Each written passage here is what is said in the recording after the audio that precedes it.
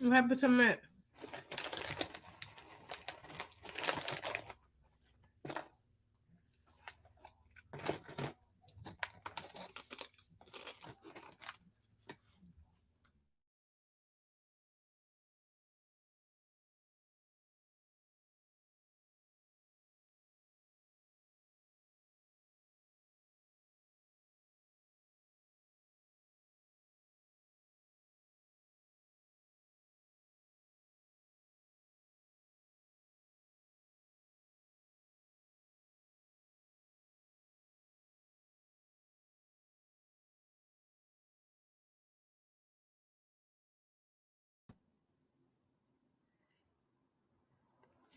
Peace, peace. Welcome to the show. Sorry about that. Having a little intro, little issues with the intro.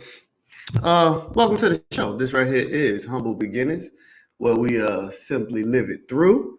Uh, it may look like I'm up here all alone, but it seems to be like my team all on audio for some main reason. I got Priest rocking with me, Matty B, and then Mike Joe. So I don't know. I know Matty B. I know he gonna be on audio. I think Mike gonna be on audio, and I don't know why Priest jump out. But there she go. So I know y'all seen the show that I sent everybody. You know what I'm saying? I wanted to talk about the past generations. Show title is They Dropped the Ball.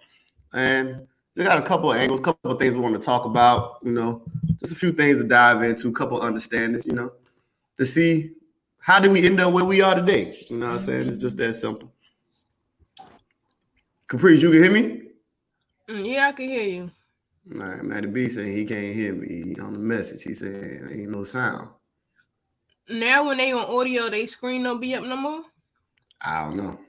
That was something different I saw too. Cause it was like that when you first jumped in. Even when I stop my cam, it go down to one screen, like you just the one up there. Yeah.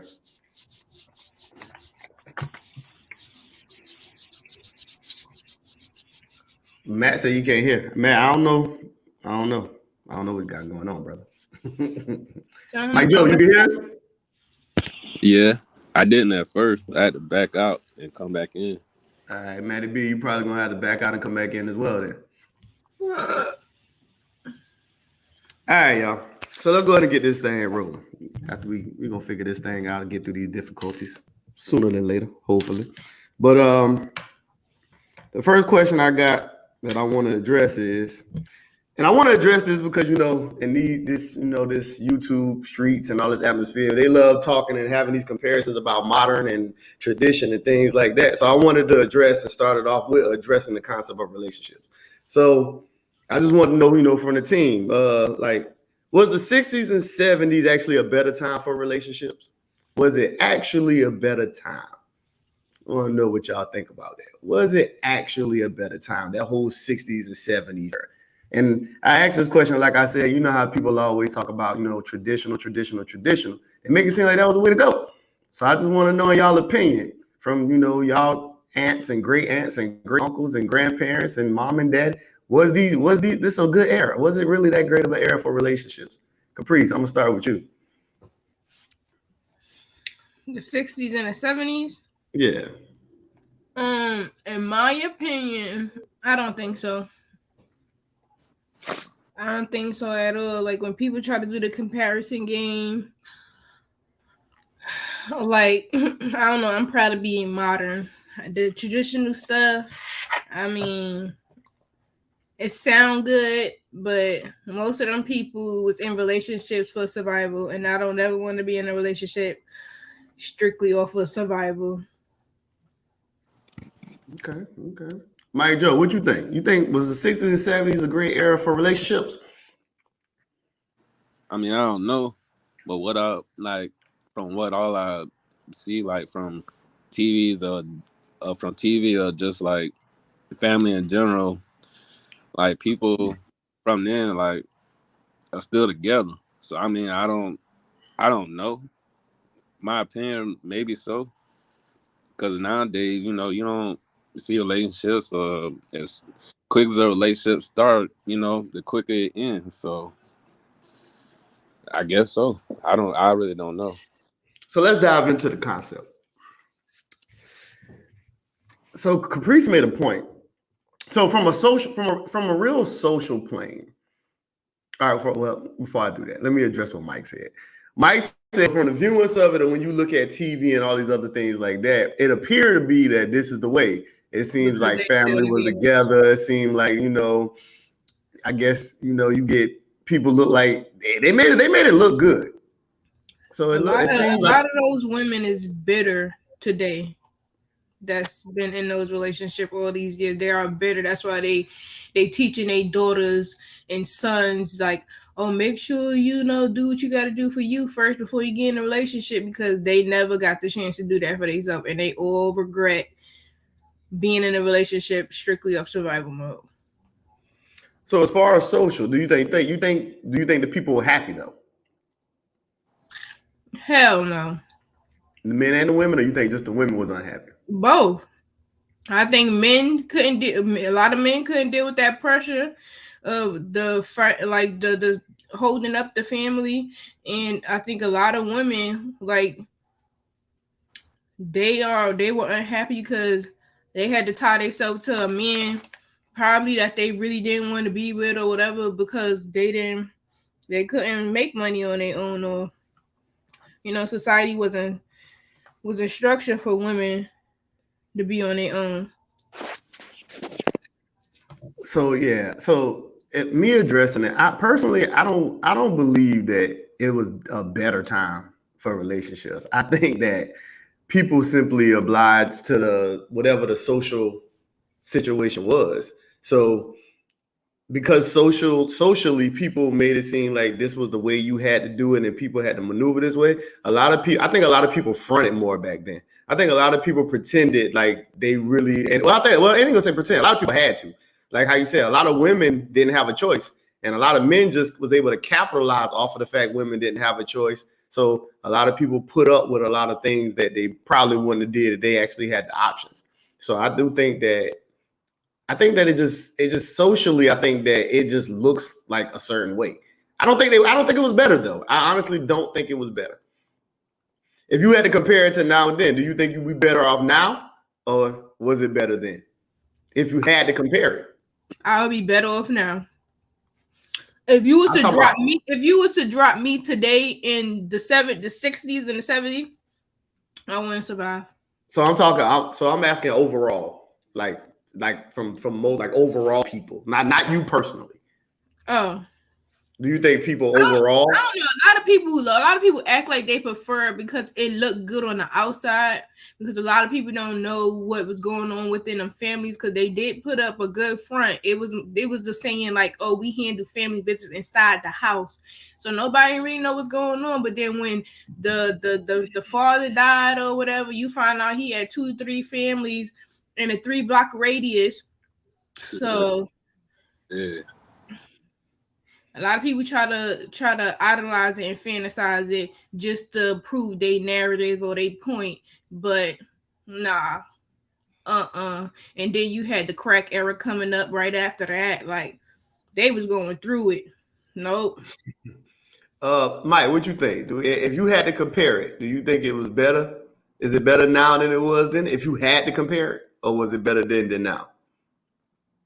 I say it's better than none just because of, just more options and, being able to do more, like, both ways. Like, I guess more for the women back then, it looked like it was like how Capri said, it was just like you had to stay there or something, like survival mode or all that. But now, like, everybody has more options to do different things. It wouldn't really hurt a lot of people nowadays. So, Okay. yeah. So we got another question. Were the men and women stronger back then, or were they weaker back then? And I'm not talking. And this question is not predicated upon relationships. This question is just all around. And you can address it with relationships. You can talk work ethic. You can talk mental stability. All of it. Do you think these people were stronger or weaker back then? I have a different answer for both sexes. I think those generation of men were stronger. Even if it was like the social construct that was pushed on them, they still, did what they have to do. They were still like, those men back in the day, they knew how to fix stuff. They knew how to build stuff. They held a job. It was just more manly, masculine things going on. These men today, man, can't even change a tire. Took my core AAA. Bro. But I would say the women of that time were weak. Well, Why? I probably would say they was kind of strong too, because it take a strong person to stay with somebody that they don't really like for a long amount of years. But so I don't know. I would say only weak to the point where, well, they really didn't have a choice, so I can't say that. But I mean, but the women did have a choice of who they got with, though. Yeah. I mean, like, it's not like they like guys were just taking them and then they just had to be stuck. Like, they didn't have a choice. No, not that, but they had a choice. But when they got in those relationships, and people change over time, and when shit wasn't going like the way they thought it was going to go, they still stayed because they felt like if they left, they wouldn't, But as far as like the cheating concept go, both sides played the games though. Because I would say that too. It was a lot of paternity like fraud in those days. Like a lot of people that was born in that era, man, their fathers is not even their fathers. So that's what I was about to say. I was about to say that term "mama's baby, daddy's maybe" came from this era in time too. So as far as like cheating is required, they both sides played the game. It wasn't a one-sided thing. They both played. Yeah, I would say that's what I'm saying. Like that era. Nowadays, you get cheated. You start cheating. You a lot of people could catch you in the act. It's easy. So, Mike, what you think, Mike? You think were the men and women of yesteryear stronger or weaker? Them motherfuckers was significantly stronger back then compared to now. My personal opinion, I feel like dealt with more, like just with everything. Like I think now, like everybody got it kind of easy, so I felt like nowadays people are weaker. Just in general, all. So I agree with that. I think the men and the women were actually stronger. Yeah, back then. I think because you got like even social like conditions are different. Like we live in a time now where it is a lot easier for everybody. So like how Caprice was saying about like the AAA and all that stuff, but we're in a place now where it's easier for everybody. You know what I'm saying? And one of the things I heard someone say before, and I always say this is how it works, and things move in a circle. And I've heard this before. They say hard times create strong men. Strong men create good times. Good times create weak men, and then weak men create hard times. And now your cycle just repeats over and over again. So the more I guess some people like to use the term civilized, but the more you kind of try to better off other people, the weaker they're going to be. The same way when you hear people talk about their children and they talk about, I'm trying to do this and have this, and this. But in essence, doing all those things does make your child weaker. Because they don't have to then get it, how y'all like to say, they don't have to now get it out the mud, or they don't have to have the backbone to do what is necessary to be done. They're going to be weaker. Like the more easier you make their life, the weaker they're going to be naturally.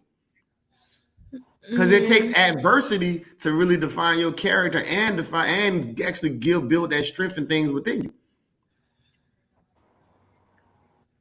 So I definitely think that the people were definitely stronger for whatever it is that they went through. You know what I'm saying? You had, because I said the 60s and 70s. You got to remember, we're talking about Jim Crow and all this other stuff like that too. So there's so much other stuff that, they were battling with. Then you had the drugs, and you had, you know what I'm saying? It was so many things that they had to battle with that most people today, because today we in the era where most people prefer to be the addicts.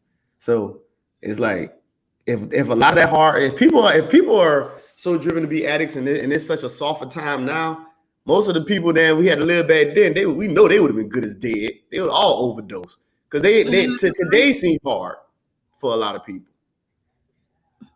Mm-hmm. So that's how that worked. Do we owe our forefathers anything? When y'all say these forefathers, like who is the forefathers? I don't Forefathers are those who preceded you. Your forefathers would be your parents, then their parents, and their parents. It's those who came before you, forefathers. So how would you know that if you don't know them? I mean, if you don't know who your forefathers are, you don't know who your forefathers. But I'm talking about those who know. I mean, I know my parents, my grandparents, and great grandparents. Mm. I only know one generation after. I still got great grandparents that are alive. So I mean, some people know, some people don't. Yeah. You said, do we owe them anything? Yeah. Do we owe them anything? No. Why would we owe them anything? Some people feel like it's your job to help. You know. I ain't asked to be here. Okay. Safe argument. So why would I owe them anything? I mean, some people take that sentiment and put that pressure on them, like, oh, I gotta be like this, or I gotta, live up to my mother or my grandmother. But man, I didn't ask to be here, and I don't even treat my kids like that. Like they don't owe me nothing, because I decided to bring them in the world. People don't understand when you have a kid, whether it's with your partner, with your husband or wife, whatever, it's still a selfish act. Because you can't consult the goddamn embryo and ask them, go inside of there and ask them, like, are you ready to come into the world, or like you want to do this? Like, so no, I don't owe nobody nothing. I mean, I can still respect you and what you have done before me, but owe you? Nah. What do you think about that, Mike? Do we owe our forefathers anything? Everything what Capri said. Ain't nothing different. I don't know nobody. Y'all trying to tell me y'all mamas brought y'all in this world. Y'all owe y'all mamas nothing. I owe you nothing. No. Now I'm your son. You know what I'm saying? I love there, but do I owe you anything? No. I don't think nobody owes nobody nothing. So I don't disagree. I don't think that we owe them anything. But there is a lot of people who look at the children and parent dynamic like it's supposed to be like some level of reciprocity. But if anything, my mother owed me. At least until you're a certain age. Nah. Long as I'm alive, girl, you owe me. Okay, wait. That's interesting. Play my time. Nah, that's I'm about to say, but that's interesting. But why? But after you grown, why would she? After I'm grown, she don't owe me nothing. Like my kids right now, I owe them everything. So do they owe your children anything though? Because you have that dynamic too, right? You have some people who feel like their parents' job is to help take care of even their children. You get what I'm saying? No, because I didn't consult my mother before I had children. Okay. She didn't owe my kids nothing. She lived her life. She raised me, so I should be able to. If I'm gonna make these choices, then I should be able to handle these choices. I don't believe in that. Like when my kids get older, don't think, oh, I'm gonna be that grandmother that sit in the house and watch all the kids. Nope, I get the kids when I feel like getting the kids. I'll come over to your house. Don't bring them over here unless I want them over here. And you're gonna take them back. Ain't no dropping them off for weeks at a time. Ain't no summer vacation unless I really plan something for my grandkids. That's something I want to spend my time with my grandkids. But other than that, nope. Don't make me an obligation to your kids. You decided to have them, so no. So really, the kids don't owe the parents nothing, but the parents owe the kids, right? Mm-hmm. Until a certain age. Yeah.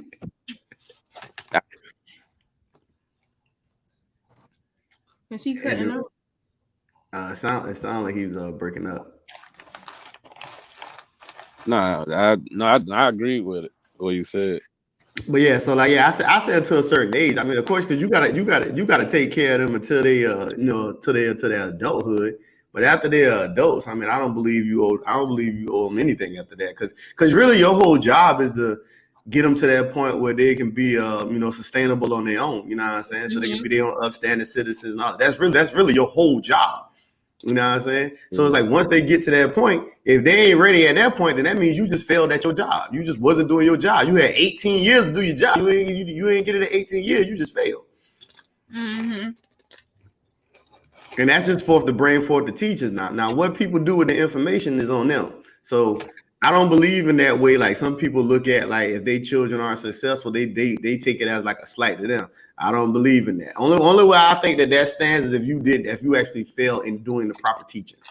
But because you can give people information and if they don't heed the information, they still like say you got a son who say he gonna do what he want to do. Then if he choose to do what he want to do, you ain't failed him. You did your job. Your job was to teach, bring the information to him. Now, what he do with it is upon him.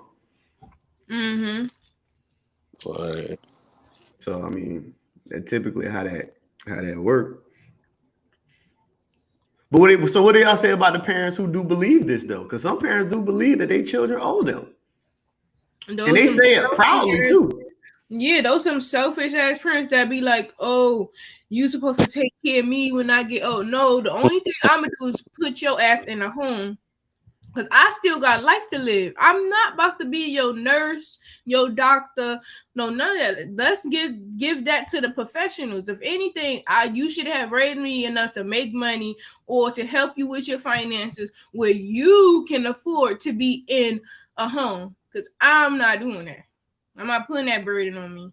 And I think it's a lot. It's and that's mostly from them Gen X and baby boomer parents that think. Well, I can't even say that because it's still like some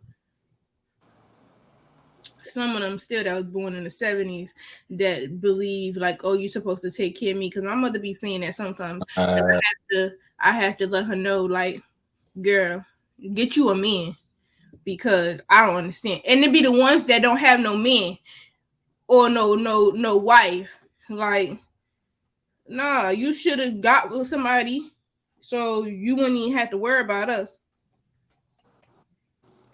Mm-hmm. Yeah. Another question. No. Go ahead, Mike. Yeah, I don't owe you nothing. I ain't asked to be conceived by y'all. I ain't asked to be here. How do I owe you? That's crazy.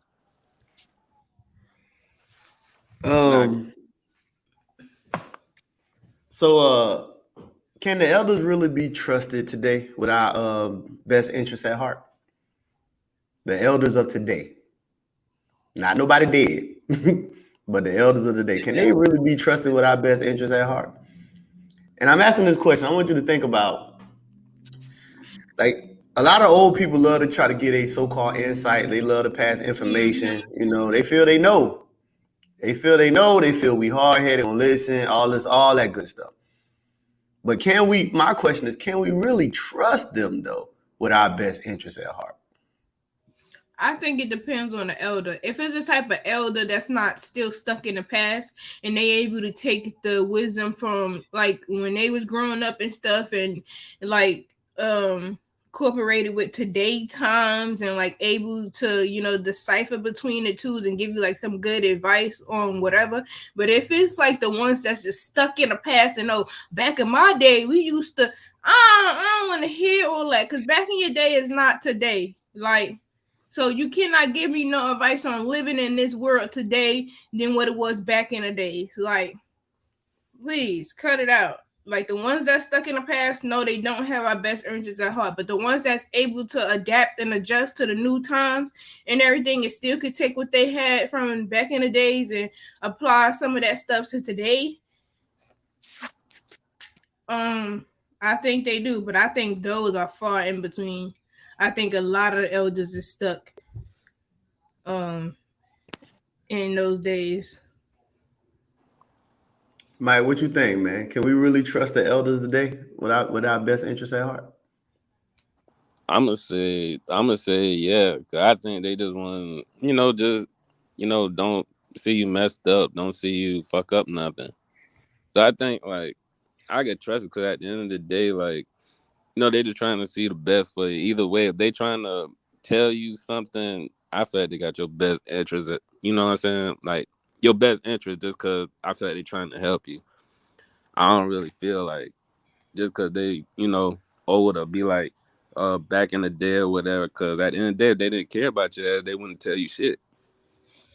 So I think that could kind of be like true and not true, because some of them be trying to live through people today, so they try to push on you their ideologies or how they want you to be, because they wasn't really able to be that person, or they didn't get to do what they wanted to do when they was growing up, so they try to push that onto you. I don't necessarily sometimes always believe it's because they telling you is your best interest. Like, but wouldn't they still have your best interest? They still because that's what they want. They're not thinking about what I want. But they trying to tell you something to help you though. They ain't be like, yo, you gonna go do this. You're gonna do that. I feel if I tell you I want to do this specific thing, and you like, nah, I think you should go this way because I think this is the best thing for you. You're not considering what I want. So I guess it would be the same. I guess to like my point, it would be best considering where they stand though. Yeah. Like that's what I'm saying. As far as their understanding of it, it would be best interest from their understanding. Now, would it actually be in actuality? It probably won't be, could be, but from their understanding, it would be safe to say maybe it would be predicated upon their best interest. Me personally, I think I agree. I think it depends on the individual.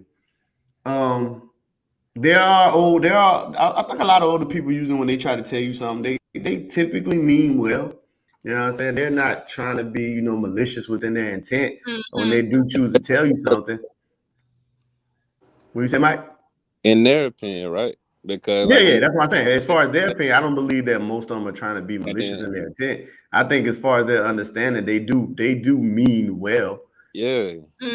Cause they, like how you said, 70s, like shit, they were stronger back then. So a lot of shit, like, how some weak people now, you know what I'm saying, they can't take when somebody says something, no type of criticism or nothing. You know what I'm saying? When they say something, they get on the offensive quick. But look at from today, like from back then. But my only problem, I have a problem with the concept of those giving two advice. things can be true at the same time. Like, you could still not be malicious in your intent, but still not giving me advice or wisdom that's at my best interest at heart. No, that at your best interest, but you said from their interest, do they have your best interest as far as how they feel, right? If they feel like they got well, the question was, can you trust the elders? Can the elders be trusted with your best interest at heart? So you right, because you're going based off of their perspective. So if in their perspective that it seems to be what's better, they're going to approach it for that way. And I think Capri's diving into it more so from actuality. So their intentions could be there, but could also be walking you down a detrimental path. So I agree with what she said. Two things can be true at the same time. Like from their perspective, yes, they mean well. But just because people mean well don't mean it's actually going to be better for you. They have your best interest. And that don't mean it's better for you. You said interest. Yeah, that's what I was saying. That's what I was saying. I agree with you. Best interest was your best interest. That's to help you. They're from their perspective, they're trying to help you. Yeah, that's what I'm saying. Yeah, from their perspective, it would be yes, because they're not approaching it with like a malicious intent. So from their perspective, yes, it would be that. That's why I said we're having two things. We're talking about the interest, and then we're getting into like the actuality of it. You know what I'm saying? So as far as interest is concerned, yes, I think a lot of them do, but people don't know what they don't know. So sometimes people be thinking they're helping, and they're really not helping. They actually are making stuff worse. Because I was about to say, one of my biggest problems that I have when I talk to a lot of older people try to give you things that they've never experienced and they don't know nothing about. They do it a lot. They try to tell you things that they don't know. and they'll create it on the spot. Like they do a lot of that. Because as soon as anybody know how I talk, I be real keen on the and real precise with you having to explain some shit, especially if you're trying to give advice. Because I like to understand that I like to make it understand that you know what you're talking about. See, people got a misconception when they talk to me. A lot of people think I got to think about being right. I could give two fucks about right. One of the reasons why I argue a lot with people is because I'm convinced in my mind that you don't know what the fuck you're talking about. It's not about me being right. I don't give a fuck about being right, but I'm convinced that you don't know what you're talking about. So that's why I argue, because I feel that your information is incomplete and I'm trying to get you straight. It ain't got nothing to do with me being right. I can give two shits about me being right, because I always tell people, if you want me to shut up, I can shut up. I don't mind not talking either. So I think a lot of people get that misconception. They think I argue from a place of having to be right. No, I just don't think you know what you're talking about. And I think that a lot of older people do that. I don't argue with many older people, and I've learned that a lot of the information they do give aren't actually experienced information. Sometimes they tell you stories that belong to others. Mm-hmm. It's the reason why the Bible is so heavy for a lot of people. They like telling you stories. Whether or not they hold validity or not, they just like to tell you stories. And a lot of people like to build their lives off stories versus actual, work that they actually put in.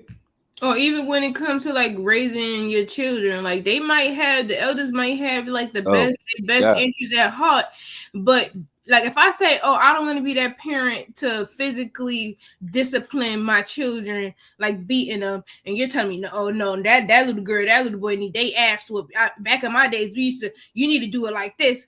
Like you're not helping me be the parent that I want to be. Like I get it. That's what worked for y'all, and your intention. Did it? Wait. Did it work though? Well, it didn't work for y'all actually, because a lot of people from that era. Did it actually work? No, it didn't work.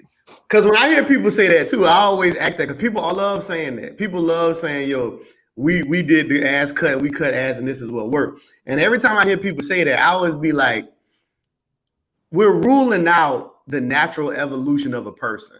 That if I'm fucking with some shit at 7, 8, 9 years old, that as I get older, you start to see things and come across things differently. So now the way I approach things at 11, 12, and 13, this is a natural change without an ass cut. You know what I'm saying? But a lot of people love to say, no, see, you got it because I cut your ass. See, I was tearing your ass up for them 3 years, and then you finally got it.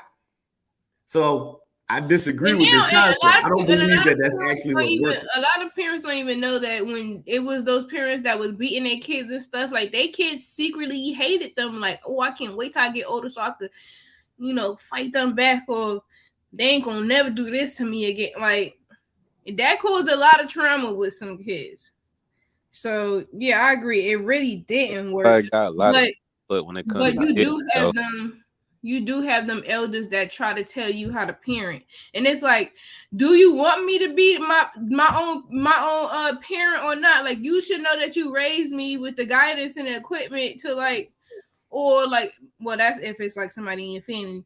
But even like outsiders, like, bro, I have to do this on my own. I have to learn how to be a parent, and you trying to hover over me and tell me what to do and how to do it. That doesn't work for me.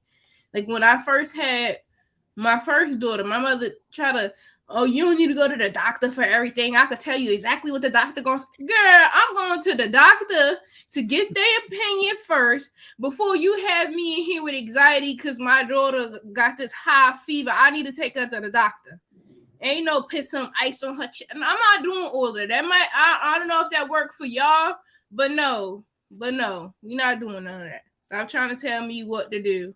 So it's certain stuff that everybody does that input. They gonna say something like that. I think that's just a parent thing, just in general. Like they're gonna always have something to say when you do something with your kids. It don't matter what it is. Oh, why you taking them to the jump park? We ain't never do. They need to be in the house studying. They don't need to go. They can go to a regular park. No, I want to take my kids to a jump park. That's what I want to do. And they always got something to say. It don't mean I'm gonna do. I'm gonna be like, yeah, I hear you. All right. But I don't want to do it. they still taking their ass to the jump part.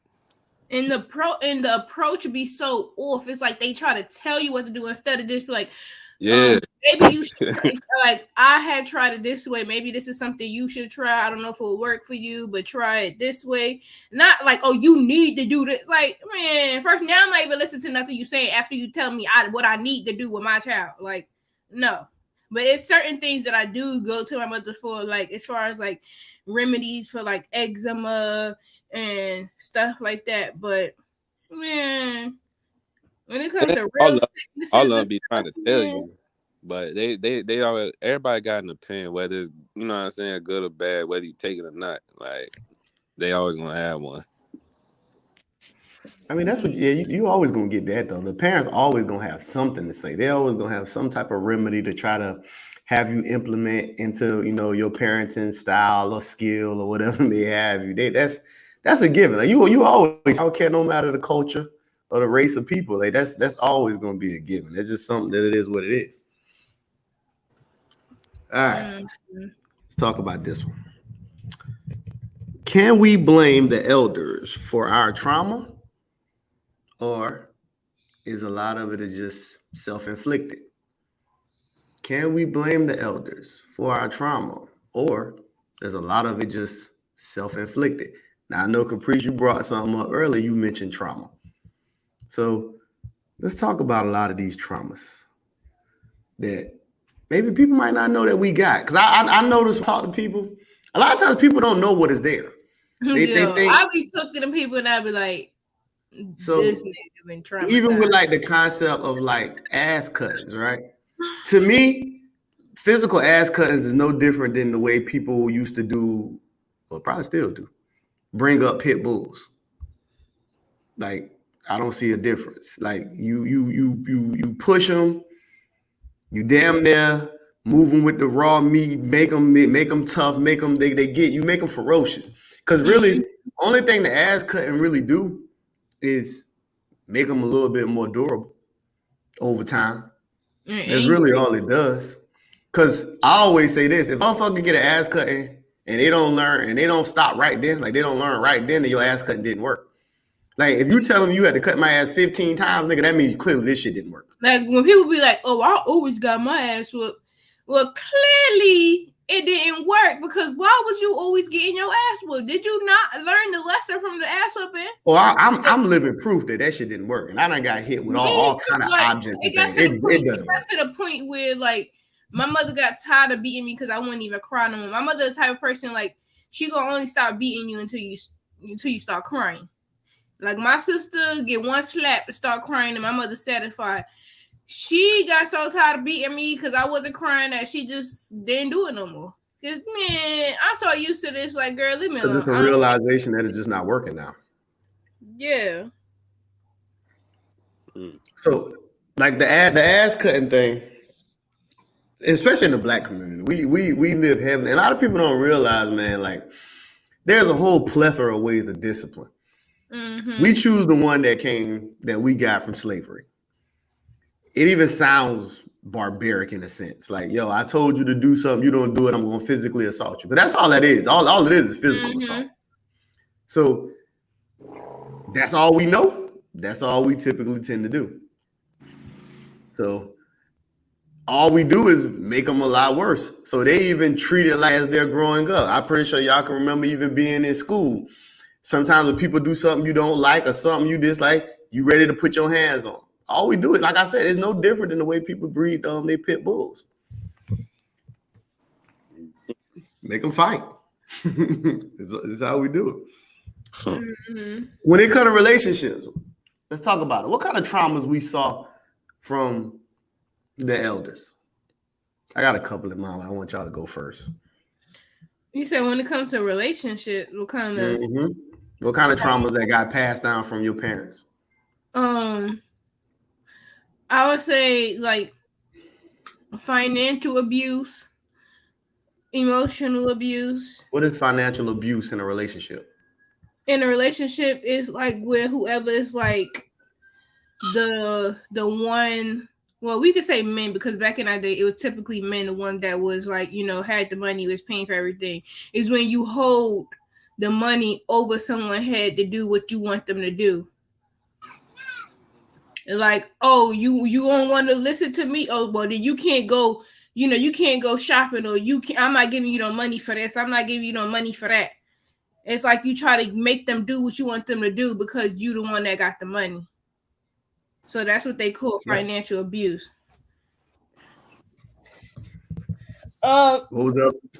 I said the other one I said was emotional abuse. Which and is the what? elders. What is the emotional abuse? I like how you verbally. Well, I guess is that verbal abuse or emotional abuse? I mean, your verbally assaulting a person can fuck with them Damage their emotions. emotions, right? So it's emotional abuse. So yeah, like verbally, abusing somebody. So, cursing them out, calling them all type of shit, or you ain't gonna never be shit, or ain't no man, or ain't no woman gonna ever want you after me, and all that, trying to push insecurities on somebody. And a lot of people don't understand how some people can have mental hold on other people. What's the other thing? I said emotional abuse, financial abuse, physical abuse, because they was beating their asses back in the day. It was a thing. So I would say that those was like some traumas from the elders. Mike, what you got? What are some of the traumas that got passed down through the elders? You say pass through the elders, like what we personally seen, like gone with our like parents, or you know what I'm It could be, saying? it could be something you experienced yourself or something you was close to. Oh, basically, I'm just saying, it gotta be negative though. I mean, He said trauma. Well, most trauma negative. is typically negative. But yeah, but wouldn't that change you to make you be like a better person? I mean, some of it can. Some of Your it can. trauma But can usually, if it's a motivate you. trauma, if it's considered, usually when it's traumatizing to effect, it usually is not within the betterment. You know what I'm saying? It's usually something that typically takes them the other way. It's a small group of people that actually have been traumatized to the point where they looked at it like, oh, I'm gonna do something different when I'm older or whatever. Yeah, it can make you better. Trauma is trauma. Take it as motivation or whatever, or it's like toughen this person up. I don't feel like nobody should even be like toughen up for what. Me personally, like Because typically, trauma is going to dictate an injury or a pain more within your life. Now, what you do with it is a different story. So, however you want to, if you want to, either way, you can it's still going to be the trauma. So, if you want to address it and say how somebody was triumphant, that's just as fine because it's still the same concept.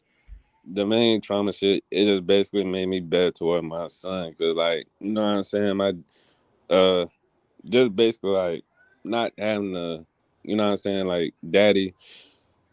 Well, let me rephrase that. Having dad, but who I felt like wasn't there. Like, you know what I'm saying? Like, just to have that male bond, and just even like just the go to just for like, you know what I'm saying, male shit. Like, you had mama who tried to play, you know what I'm saying, mama and dad. So it's like, like it only but so much a woman gonna do. You still want that male companionship. Like, even to this day, shit still bother me. Like, you know what I'm saying? My birthday was the other day.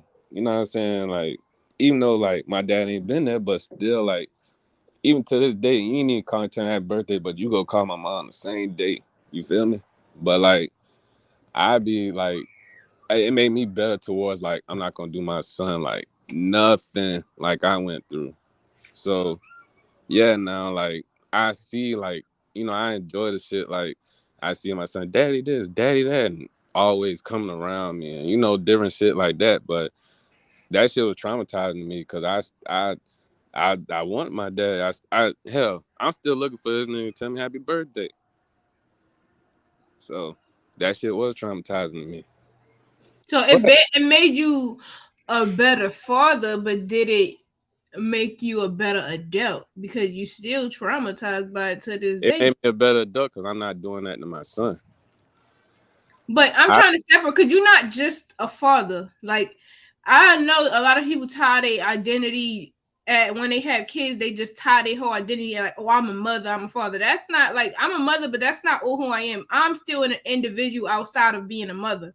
So, like, yeah, you a better father because of what you experience, but are you a better adult because you still dealing with that? You still haven't healed from that. So that's still something that's traumatizing you today. I didn't hear from that. Don't mean I'm taking it out on anybody either. No, you don't have to take it out on nobody or whatever, but it's still like a void in you. It's still something you're struggling with. It's still an ongoing trauma that you're dealing Yeah. with though. Like It's even though you was able to like bring some like a silver lining to it and say you're going to be a better father than what your father was to you, it's still something that you're dealing with personally though.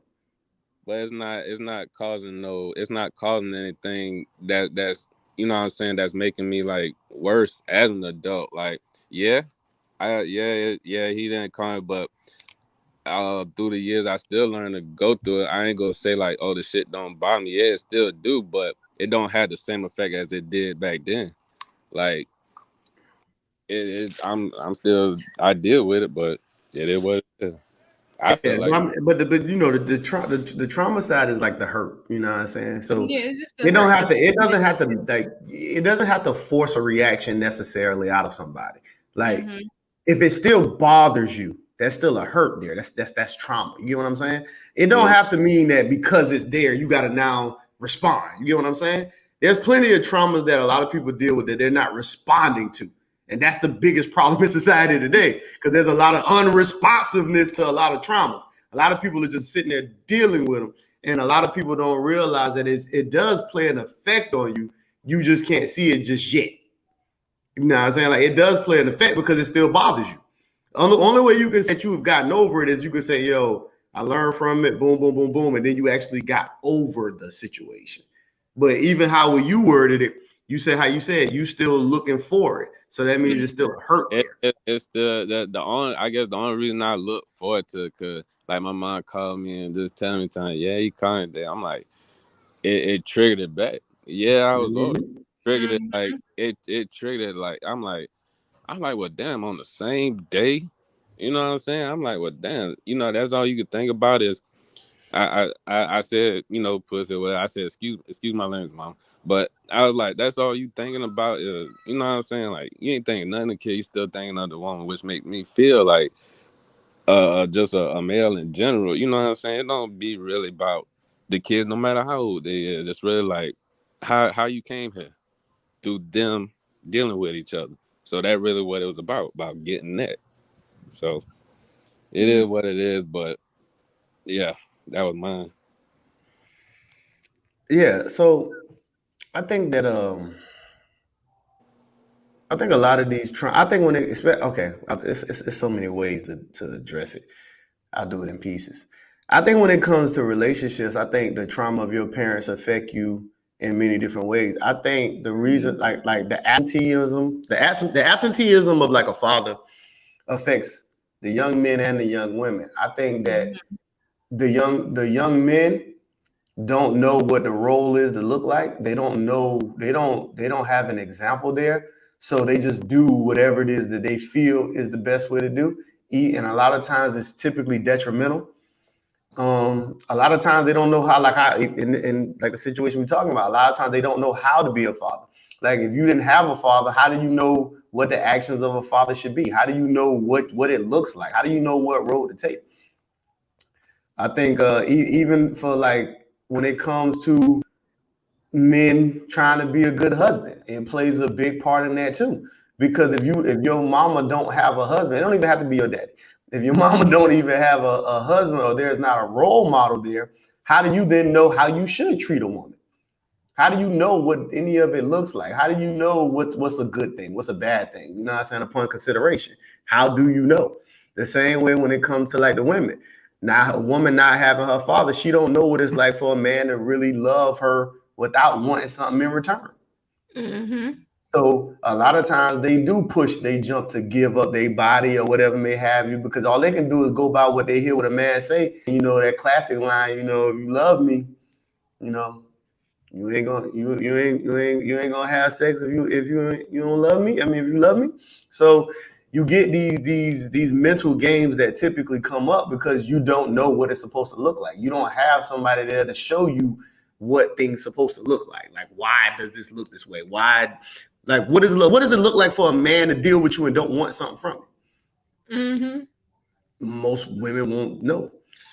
You know what I'm saying? Even from the mother side, like from the young boys, a lot of times the imagery of what I see upon their mama, they think that's supposed to be that way when they get older and they start dealing with women, but that's not necessarily the case. You know what I'm saying? Like, if they, depending on the type of boy she raised, because you got some women who make son husbands out of their kids and all kind of other stuff like that, so they can ruin their sons in many different ways. They can over spoil them to where a man could get with a female and then he could think that, yo, it's her job to feed me, keep my clothing clean. Like, it's her job to damn near be my mama. You know what I'm saying? And of course, without being able to see these certain avenues, you're going to always fall victim and walk down these lines. You know what I'm saying? Because there's no example. Like, whenever there's no example, then you force people to just do what they feel is best. And a lot of times what people feel is best could most likely be detrimental, because typically your feelings don't typically align with rationality. So you're typically going to probably walk down a more detrimental path than anything else. Mm-hmm. Then you get, since we're talking traumas from older people, you get like the over-sexualization of a lot of people. A lot of times this over-sexualization comes from older people got a code. And I've had this conversation with a couple people before. Older people have a code.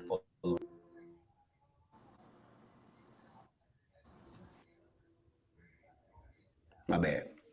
Hit a motorcycle. It was kind of close. I had to mute. But a lot of this over-sexualization comes from when you're not having certain structures and kids get out there a little too fast or whatever may have you. They start having sex, or a lot of this, like the molestation and things like that. Mm-hmm. At one time, there was an era where this was very, very, very common. Older people got a code. And for whatever reasons why old people keep their secrets. Some people, it was a direct effect of embarrassment.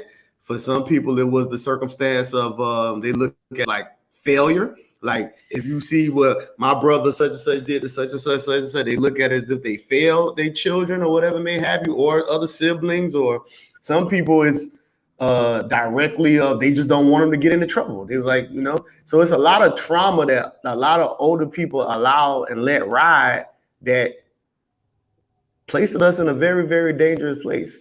And when it came to the molestation, that was heavy upon the young men and the women. Like, a lot of them uncles molested the boys just as well. It wasn't just the girls; they was molesting the boys just as well. Yeah, and because you was embarrassed about it or trying to hide the family secrets, you still had that uncle or the aunt or whatever still coming around that child after he done molested them, and you don't want to say nothing because you want to keep the image up of the family. That's how a lot of people today are traumatized. Or like the kid come tell you and you don't believe them, man. Also, when it comes to getting out of relationships, when it comes to like work ethic, the reason why a lot of these young boys don't have that ethic, because the absenteeism again. You don't know what it look like. You don't know what it's like to go out here and work. You don't really understand the concept of provision to a certain degree because you don't have the example there. Also, with the young girls, they don't know what it's like to appreciate. They don't know what it's like to be grateful because they don't know what it's like to have that role being there. Now, a lot of times, social-wise, women are able to do a lot of these things myself. So that kind of what affects the gratefulness side. But as far as the appreciation of, a man who do this right here, and he strives extremely hard to try to make it better for you out there. A lot of women ain't kind of, they don't, there's not a level of appreciation for it because it's like, I get to do it on my own. And a lot of times when you take I think it's because like a lot of girls was pushed to do that. Like, you had the mother coddling the son. That's why he don't have no work ethic. But then you pushing the daughter to do everything around the house and go get a job and do all this stuff. So now we in the era where y'all complain about these things, but y'all don't understand that these women were raised like this. So you have a man coming in trying to do the bare minimum. It's not going to mean nothing to her because she been working since she was a teenager. Well, I was going to get in there. Now you're going to get into the messaging. I'm saying A lot of women try to, and I'm gonna say it's false because a lot of the things that women teach and the things that women be saying they want out of men, it's not true. Because a lot of the times when the men perform the way that they say they want it, they don't have respect for those type of men. A lot of these women who they like to use the term of emotional intelligence, but a lot of people don't know when certain stuff ain't for certain people. Like when women say emotional intelligence, they want you to be very, very caring to their emotions and to their feelings and to all this other stuff like that. That's what you got friends for. Like it is his job to understand and be able to maneuver among certain things, but there's a line that people miss with these concepts that it's just weird when I hear it. I don't know. I don't know if I completely agree with that. I think that some women that when they speak of emotional intelligence, it's more so caring for her feelings. And I think like it's some women when they say emotional intelligence, it's like, man, if something going on with you, just let me know something going on with you instead of walking around here with a chip on your shoulder and I don't know what's going on and you being distant and you being separate from me and now I'm internalizing it because I'm thinking it's something with me because you can't tell me. I actually you like, oh no, I'm good. Like, yeah, but that scenario you give right there would then be a woman not having emotional intelligence then. Because you choose to make an assumption and then go along with something. If he's saying I'm good, and then you start internalizing it, that means she wouldn't have the emotional intelligence. But you're moving different than. Are you good? Are you not good? Like no. I understand like the questions being posed, but when you start talking about the reception side, that's not the him. That's now her not having it. So then it goes into this thing of neither side actually has emotional intelligence. Because a lot of times women make it seem like men are not the ones who are intact, but a lot of women don't even have intelligence for their own emotions. I think it's on both sides. I think it's on both sides that both kind of lack emotion. Oh no, it's definitely both. And it's both because, like, once again, you don't have the examples. Like you don't know what something is supposed to look like. And whenever you're left to just feel it, then it can be whatever it is that you want. And then if we're just going off your feelings, then like, I mean, shit, it's just how the fuck you feel. And everybody's entitled to their feelings, but that doesn't mean that you're going down the right path just because you feel this way. Mm-hmm. Because I always say this to people. I was like, I will not let your emotions or my emotions dictate the way that we move. I say this all the time. Like, I'm going to have a placement of rationality all the time. So I would always seem like I'm insincere to other people. I even kind of think like that's some form of abuse. Like, if you walking around with a chip on your shoulder, you moving differently, you dealing with me differently. I'm asking you, are you good? And you saying, yeah, I'm good. Or I'm asking you what's going on with you. You're not telling me. I think that's some type of form of probably even emotional abuse. So it can be. It can be, but it's different variables to this placement though. Because sometimes in relationships, you get people who they so into the other person that they make everything about them. And if you're one of them people who make everything about you, it's not me abusing you if you do it. No, that's you abusing yourself. Because there are people who do that. So it's like, if like there are some people like if you upset, then they're bothered. But what the fuck are you bothered just because they this is now something you putting on yourself, but you're putting it on them saying, well, he's upset. But that's a transfer of energy. Perfect. I can feel the energy coming off of you. It's gonna mirror me.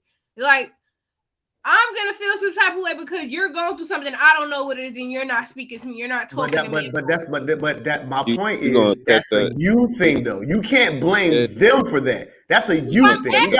We have to learn how to be accountable in aspects too. So even if a person is down, because that ain't no different. Like if somebody passed in your family, anything like that, somebody going, you don't have to mirror it.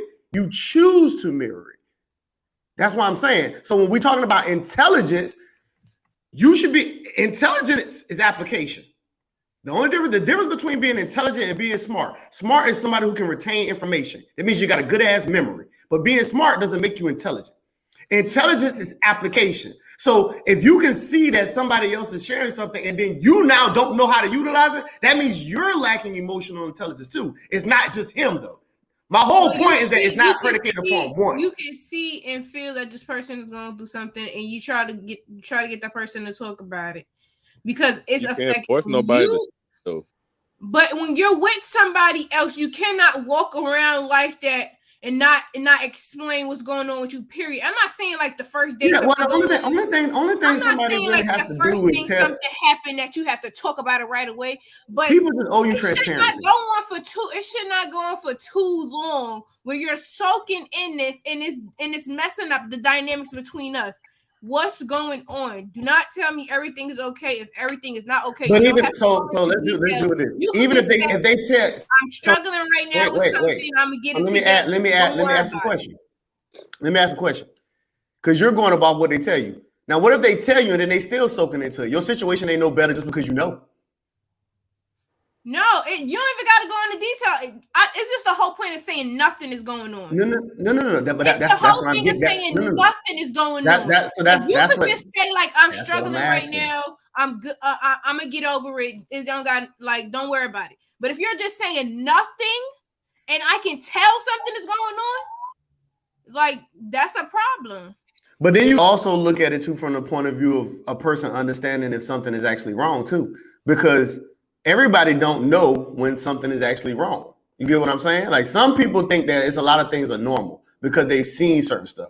So you may be able to identify like, nah, this is a problem, but they might not see it as a problem. To them, that might be normal shit because they might have seen people who are around them who normalize certain shit. So everybody don't identify it as a problem. So and that's why you have those type of conversations to get people to see, like, to share your perspective. And I didn't look at it that way, but now when you put it that way, like, okay, I can understand how it can look like that. It's but all about everybody ain't talking though. It's all about community. That's the problem. Nobody is talking. That's the problem within these relationships. Nobody is talking. So whose fault is that? Because you would know. I guarantee if you get with a guy, he's not a talker. You know the nigga ain't been a talking, and all of a sudden he just shut the fuck up after y'all done been together for a year. Like typically, if he ain't a big talker, he ain't a big talker. These ain't usually like I get what you saying. You talking like because usually the only time you see like drastic changes like that is if like a death in the family or something happened or sickness. Like it's usually like something on the calamity side that's a person make a hard adjustment like that. But if there's a fair like in direct communication of talking, usually that's within that person. So if he's not a big talker, then he wouldn't be a big talker then. So you would have known that before moving forward too, though. Yeah, I'm not talking about you. If you get in a relationship with somebody that's already not a good communicator, you can't expect that out of them and be mad down the line when they can't communicate shit to you. That's why people need to be talking. And if you want somebody that has emotional intelligence and communication skills, that's what you should be looking for when y'all getting to know each other and everything. Now, if I know you're a good communicator, you could communicate with everything else. And we get to this point where we know something is going on. You're not being your regular self. You're being distant. And I'm asking you what's going on and you're saying nothing. Instead of just saying, I'm not asking you to be like, oh, like, I just feel so down today. Like, even if that's what it is, then and that's how you want to express it that way. But you don't have to. You could just say like, oh, like I'm struggling with something right now. I'm gonna get right or whatever. That's it. But saying nothing is going on, that's a problem. And they probably also too, they probably don't want to tell you about it because, you know what I'm saying, telling the female about it, I mean, just my opinion, you're gonna go extra about it. And now they dealing with something. Now they got you on them. That's extra stress. I mean, it's a lot of stuff that go with it. Well, a lot of men do this as well, though. Like I get that, but part of the protection side that a lot of men try to do, like say if it's like something financial, a lot of men won't tell you about certain stuff because they don't want you to have to worry. So they'll sit there and try to figure it out on their own, and they'll withhold the information. They'll play this game of omission because they don't want you to have to take on those burdens of like worrying and things of that nature too. So a lot of people do that as well. They try to figure it out on their own versus coming into you because they don't want you to have to share. But that's the thing, especially we talking about in a marriage and everything, we supposed to be coming together as one. It's not about you doing it on your own. We're supposed to be doing this together. Well, it's predicated upon how your relationship is set up, though. That's not every marriage, but it's depending on how it's set up. I get, I can agree with that. But for me, like, if we coming together as one, what am I here for? If you like, oh, I don't want to put this on. Like, no, it's gonna be put on the both of us, and we gonna handle it. You don't gotta go into detail about what's going on, but let me know that something is going on. I'm not crazy that I can feel that you're not good. But then if it's something small too, then you're gonna be like, man, this nigga always talking, this nigga always nagging about. Like that's the thing. That's the thing. A lot of people shouldn't even be in a relationship if you can't trust this person with information. You think they're gonna use it against you or belittle you or whatever. You should not. Like, I'm pretty sure it was signs within this person before you got to that commitment that they were the type of person to do that with information. You should not. Why would you even be with somebody that you can't trust with vital information? And you don't have to go into detail about this information. It's just letting the person know there's something that's going on. I'm trying to handle it, but if I can't handle it, then I'll come to you and consult you with it. Yeah. But just saying nothing is going on and I don't want to bring you into it or I can't trust you with this information. That's crazy. Why would you ever be committed? I don't think a lot of it is trust. I think a lot of people just try not to. A lot of men say, they don't want to be vulnerable with women because they can't trust them. They like to throw it back in your face. Yeah, but you're talking multiple points though. You're talking multiple points. You're talking about people going into it versus people who are already there too. I'm talking from the angle of people who are already there. People a lot of times it's the unwanted burden though. A lot of times for the people who are already there, it's the unwanted burden. Now, a lot of people, if you're looking at it from the angle of people going into it, then yes, you get what you're saying. But these are different placements too though. Even people that's already in it, they be talking about, I can't trust my wife I can't be vulnerable with my wife. She's gonna throw that shit back in my face. Why did you make this person your wife if they was gonna throw back the stuff that you say to them in because your everybody makes compromises in life, and you choose the way out, the things that you consider. But if that's a deal breaker for you, I don't care what nobody say. It's now you about to make the assumption that it's a deal breaker though. That's the thing. For most people, these are not deal breakers though. They're not deal breakers at all. It's like you assume now that somebody said this was a deal breaker. Most people, it's not a deal breaker. You can't be vulnerable with somebody because you don't trust that they're not going to throw it back in your face. Yes, most people are in relationships like that. That's not a deal breaker for a lot of people, though. These people don't need to be in relationships. Like, we making an assumption that somebody's saying this is a deal breaker. Because if it was a deal breaker, because you got to think about it. If it was a deal breaker for most, then they wouldn't be in a relationship. And I get it because a lot of people don't take the concept of marriage serious or like the whole thing of being in union and being one because, man, this ain't just about you no more. Like, I mean, listen, relationship. The problem could even be something small. It'd be like, man, this ain't even really nothing to tell about, you know? And be like, and I said that's fine. You don't have to go into detail. Just let me know that something is going on. Like, yeah, I'm struggling with something right now. But that's his point, though. But you don't have to tell me exactly what it is. Small, but you got to listen. If he feel that it's something small, then he's going to feel like there's no reason to say anything because he that is very small. And you don't. But if I come to you and I say I feel like something is going on with you, and you tell me nothing is going on with you, you're gaslighting me. I feel like you're gaslighting me and you're lying to me. Yeah, you feel like that. But he said that is what you're doing. If you're saying nothing is going on, I can feel it and I can see it in your actions. Like, I get it. Like, if it's something small, then it shouldn't come through in your actions. It shouldn't come through in your energy or whatever. But if I can tell that something is going on and I ask you and you tell me nothing, you're lying and gaslighting me because now you're making me feel like I'm crazy because I feel that something is going on with you. I can see that something is going on with you. You're telling me it's nothing. You don't have to go into detail and tell me exactly what it is. Just say, yeah, something is going on. I'm trying to handle it or whatever. That's it. But saying nothing, nothing is the problem. To me, if you can't really do anything about it, I mean, I don't understand why it has to be even shared. Like, I okay, wait. I get the angle of what you get from. You're saying it from the point of view because you feel that you need to be in the loop. But just like how you said, if it's something small and he say it's small, he can handle all that. If it ain't nothing you can bring to it, then why does it even need to be shared to you? I didn't say it had to automatically be shared to me or the details, but if I come to you and I say something, yes. If you can sense it, then that means if you can sense it and you know something there, then that means you feel that. Then you're literally saying you feel something should be said to you now because you're bringing it. No, not something should be said to me. If I come to you and I ask you, then you feel he should share it. No, not into details, but tell me that something is going on. I didn't say into detail. I literally said if he feels that it's something that like something very minute, and then you don't, and then going off of what you said, because really all you saying is you just want to know. You ain't even gonna help him. You ain't even gonna help him. You just want to know. So I'm going beyond just you wanting to know part. Yeah, I want to know. If it's something you can't even really help him with, then what is the point of even sharing it? Because most men think, like a lot of times when most men, they approach it from a solution-based type of situation. So it's like, if I tell you there's a problem, then it's like, we should be looking to how to solve the problem. But if you can't even solve the problem, then what would be the point of even telling you though? Is what I'm asking.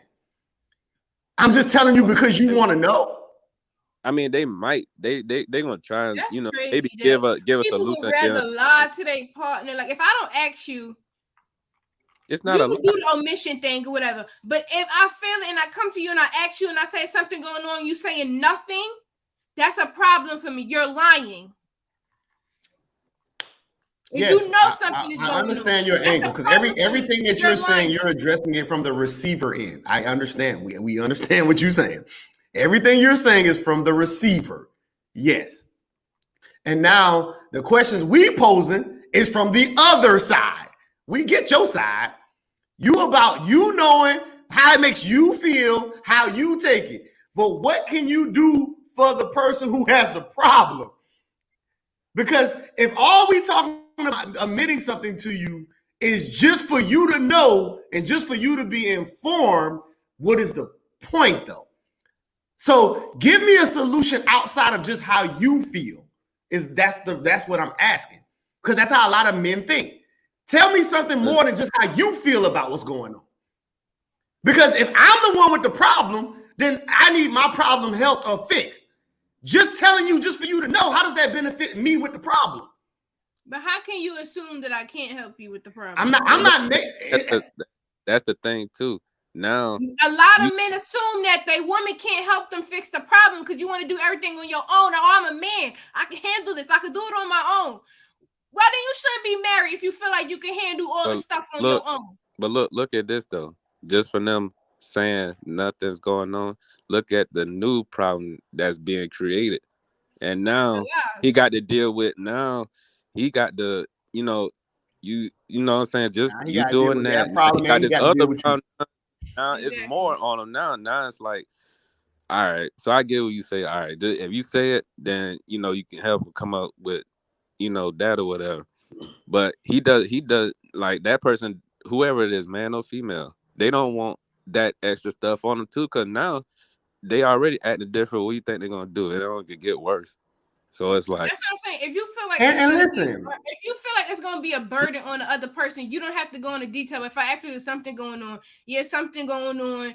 Like I'm handling it right now. Oh, is this something that I can help you with? No, you can't help me with this. I'm gonna get it together.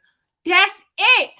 Nobody asking you to go into details and tell me, oh, I lost my job, and now you're putting the burden. Now you're giving me anxiety and stuff because now I'm trying to figure out. Well, not really. I understand. I should be in a position where if you lose your job, then I could, hold up the family up until you get your shit back together. So that wouldn't even give me anxiety. But if it's something that can be a burden onto me, I'm not asking you to go into details. Just let me know that it is something, because I can see it is affecting your movements. You being distance with me, your attitude and your everything is different. I need to know if there's something going on.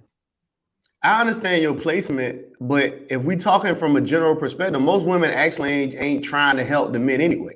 So if we ask questions about why and when people get into it, it's like most of the women actually ain't really trying to help though. Like I get it when you speaking from your own point of view because you're gonna get involved, but that ain't most women. Most women ain't trying to help. So the reason why niggas is omitting makes perfectly good sense. But the other women, like, you know, some you could tell who kind of care, cause you know what I'm saying, they're gonna ask about other women who don't give a fuck. It's crazy to me that people could get in relationships and be like, oh, I ain't know that they was. Man, it's plenty of times that people have shown their character. If they could be like this with other people around you, that's why a lot of people don't even get into the person that they're in a relationship. See how they interact with other people. See what kind of information they bring it to you. See how they deal with other stuff. Because there's no way you can say like, oh, I didn't know she was going to do that to me. Like, man, you're trying to make up an excuse. You knew that person who they was when you committed to them. Stop it. Well, the reason most relationships ain't working today is people don't really like it. People ain't really liking each other and trying to get to know each other anyway nowadays, though. And that's not what's going on though. And that shit take more than a year too. That's the problem. And that's why we are here today, because we know what the problems is. So people don't really be liking each other. Okay, so why can't we start liking each other? Why can't we start, doing or stop making relationships and the most like stop having the relationships. Or stop having the relationships. Because I don't understand why people feel like they got to be in relationships neither. Like, or you just stop being in relationships too. But if you want to be in a relationship, be in a relationship with somebody that you actually like and can trust, and you're vetting them properly with, they're gonna have a lot of problems. Some people be knowing who these people are, but they don't be able to think, oh, they would never do that to me. They would never do that to me. I'm different. So, man, please cut it out. Cut it out. So to take it back. Do you think the reason why people don't know how to vet properly is because we don't have the examples?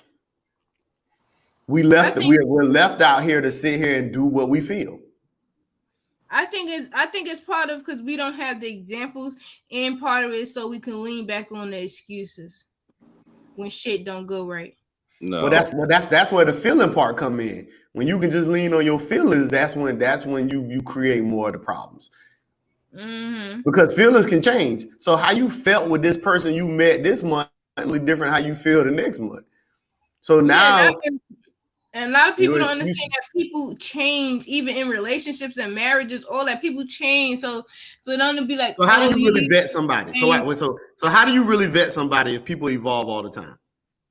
I think what never should change about somebody is their core values, they morals, and all those things. It's different when you like, oh, this person used to like these type of hobbies, now they changed it to this, or this person wasn't a workout person, but they changed into like wanting to work out all the time. I think if a person is changing their core values and their morals and their ethics and all that, you don't need to be with that person, because that person don't know what they want. And a person identity should never the core identity. They're still trying to find themselves. They're still trying to find themselves. Yeah, they're still trying to find themselves because they don't have no core values or morals or ethics or stuff that they stand on. So you shouldn't be with them because they still finding themselves, and that can be a detriment to you, because once they do find themselves, you might not be the person that they want to be with, or you might not like who they are once they do get to that find themselves. So no, people do evolve and change, but most of the time, their morals and values and ethics do not change. All right. So before we get up out of here, I just got one more question that we'll ask for the people. So what would be some advice? What would be some advice that you would give to older people to help be able to better connect with younger people? Adapt to modern times. Some of these elders don't even know how to work a smartphone. Adapt. What you think, Mike? I'm just saying more communication between y'all. Y'all sit down and just talk, get each other's sides, and you know what I'm saying, like just basically talk.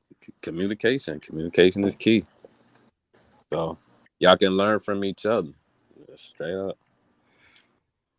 I think I would say it's for people to care to understand. I think a lot of people just don't care to understand. Um, I think a lot of older people feel like they just know, and they don't feel like younger people can even bring anything different to them or anything that could be worthwhile. So I think, yes, I think the process of that adaptation is important.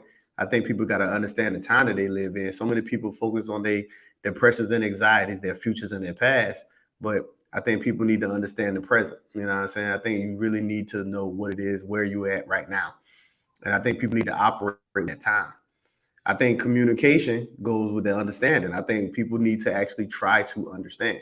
I think if you try to understand, you will realize that you can go a lot further versus if you just say, all right, I just know this and you just only want to do that. And we live in a time where too many people just want to instruct too. And I think that's the biggest problem right now that amongst everybody. And coaches and Everybody's an instructor of some sort. Everybody's a fucking life coach. Everybody is so full of their motherfucking self and think that their words mean so goddamn much now that I think it's super hard for people to get genuine lessons and understanding and real, connections with people because everybody want to do the same shit. Everybody think they know what needs to be done, and I think that's the biggest problem. Everybody I want. think a lot of elders are stuck in the past and they trying to give you like all this advice of how women should carry themselves and what the men should be and all the men are leaders. And did you meet the men today? Like I think everybody holds on to what they think should be. I think it's more ideals than what they. I don't think people are saying this is what is happening. I think people are speaking to the ideals of what they think should happen.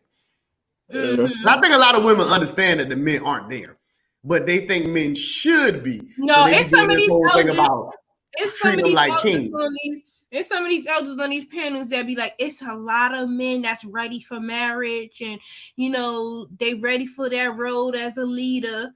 And I'm like, where the hell is these men at? Because all I see is a bunch of men complaining on the these are still the elders that can't even send a simple text message. You know what I'm saying? Those the ones that ain't even like out. Them the ones that's. I can't even say that because some of them be on these. They have YouTube pages and they be on these streams and everything. And this is the message that they giving off. Like, oh, women are the problem and men. It's a lot of men out here, but these women ain't ready. And man, where the hell is these men at? But you remember we had this conversation when people use the word a lot. People gotta remember a lot could be 5 people. It's all predicated upon what people think is no, but they be throwing out percentages and stuff. They be throwing out percentages and stuff. They be like, oh, I think 70% of men are ready for marriage today. They want to be with a woman. They want to be married. They want to. Yeah, but people throw statistics out just to try to simply validate their argument. Anytime somebody takes statistics, we need details of where, how many people involved, and all this other stuff like that. But nowadays, people like to throw statistics out just to validate their argument because they want to make it seem like what they saying, they just know what they're talking about. Yeah, even when it comes to men, when a woman tell you about an experience that she had with a man, it's like, oh well, you should have picked a better man. But then when the man tell his experience with the woman, it's she was for the streets and she fucked up and nigga, no, you should have picked better. Why is always the woman should have picked better, but when it comes to the man, oh no, she was for the streets and she out of control and all this and that, but you don't need to pick better? Is you not picking the same way the women is picking? I don't get that. Sounds like equality issues to me. I mean, there's many ways that people address this, man. Like that's crazy to me. They talking about pick better. Like what?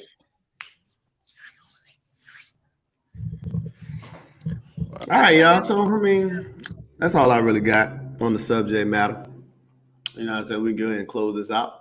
So the next two I'm gonna do, I want to get into these red flags. I want to talk with my men first, and then I want to come back with my girls, and we're gonna talk about the red flags that these, the men got. So we're gonna talk about the red flags on the women first, and then we're gonna talk about the red flags on the men behalf second. You saying like separate shows? or Yeah, like they're gonna be separate shows. just for the men and shows just for the women? Well, how I'm gonna do it, you know what I'm saying? I'm gonna get a couple, two of the male members of the team, you know what I'm saying? We'll talk about it, and then I'm gonna come back with you and Izzy, and then we're gonna go ahead and attack the other side. No, that's not all the way across the board fair, because you still a man. So it's really gonna be y'all having the men conversation, but then we have a conversation. We having a conversation with you. I mean, the conversation is gonna be the same conversation because I speak only with validity. So I mean, the conversation ain't gonna be changed unless you just only think that the conversation is gonna be about your emotions and feelings. Because the stuff that I put out, because you gotta remember, I'm not asking y'all for anything. I'm gonna be the one to tell y'all what it is. And then y'all give y'all expression and details upon what it is that I put out. One show of I'm gonna be the one saying these are red flags that women should look out for when they come to these men. I'm gonna tell you. And then I'm gonna let y'all give y'all input of how y'all feel, or do y'all even feel it's a red flag or not? It's gonna be one of those. Who's gonna tell the men? Who's gonna tell the men that's red flags for women? I'm gonna tell them. I don't think Kevin's favoring towards more. I'm not favoring to neither side. That's why when she said it ain't fair, it doesn't even make sense, because I'm going to speak from a valid point of view. A red flag is a red flag. Perspective of what could be a red flag for a woman. That's why you're there, though. See, you're missing the point. That's why you're there. I'm going to say this is a red flag. Y'all are going to chime in on both shows whether or not you feel this is a red flag or not, and y'all are going to chime in. I'm going to put this flag out there. That's what I'm asking. Are we going to be a part of both shows, or is it just going to be men on one show? But you don't have to be a part of both shows. I don't understand what you're missing.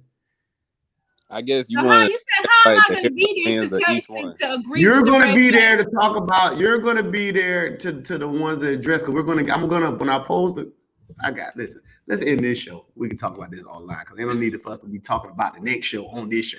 Like this detail. So. I don't know why I be letting Caprice be taking me out my zone. Anyway, y'all got anything y'all want to say to people on this topic? Talk about, the elders, whatever may have you, so we can close this out. Adapt to the modern times. Respect how the humans have evolved us till we got to this point. Stop living in the past. You are discrediting what we have done as humans. You got anything, Mike? Just communication, man. I agree with them both, man. Adaptation and communication, man, is how we're going to make the world go around, man. We social creatures, man. We got to be able to do it. But until the next time, peace.